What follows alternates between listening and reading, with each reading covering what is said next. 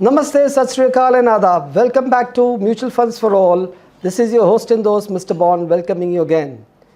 Welcome back, Priyanka Bada. And what's the question which you have for this month and this episode? You know, gold is scaling new heights. So do you think gold is a good investment opportunity? First and foremost, please understand that gold is not an investment. Did you know that? No, you know, our grandparents have been doing it and so on. So. Unfortunately, in the Indian household context, gold is an allocation because of the social taboos. So at the time of marriage, at the time of various ceremonies, etc., we need to gift gold. And that's the reason why gold becomes part of allocation of every Indian household. That's number one. So if you know that gold is going to be required maybe 25 years down the line as soon as your child is born, then why can't we start investing in gold based on your own social status? It can be 5 grams, 10 grams, 20 grams of gold per month. So 10 grams of gold is equal to 120 grams per month.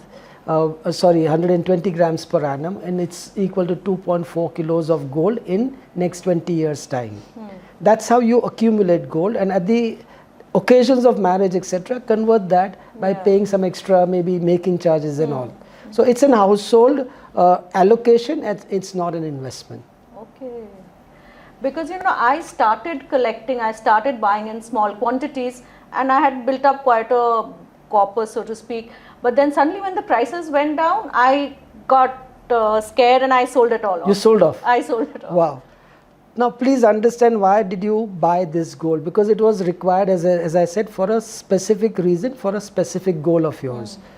Ideally, when the prices are going down, so let's assume you were buying 10,000 rupees worth of gold every month, and this month you're getting 10 grams of gold. Next month the gold price falls and you get 12 grams of gold for the same amount. Should you be happy with 12 grams of gold or 10 grams of gold? 12. Right? Yeah. So you put it in perspective like this, you realize that why you should not have sold. On the contrary, when the prices were going down, you should have continued buying gold, or maybe added on to it by accumulating more amount of gold for the same amount of money. Right. But you know, I panicked, but now that you explain so well, and I know the difference between, again, investment and allocation. Correct. Maybe I will do that, or maybe not just invest in gold. Just start your SIP in gold, because it is an allocation which you will need at some point in time.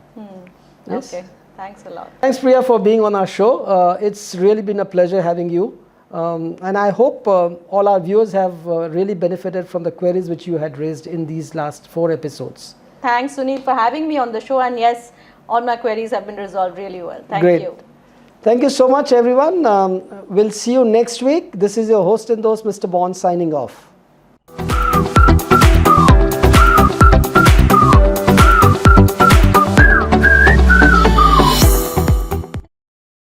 Mutual fund investments are subject to market risks. Read all scheme-related documents carefully.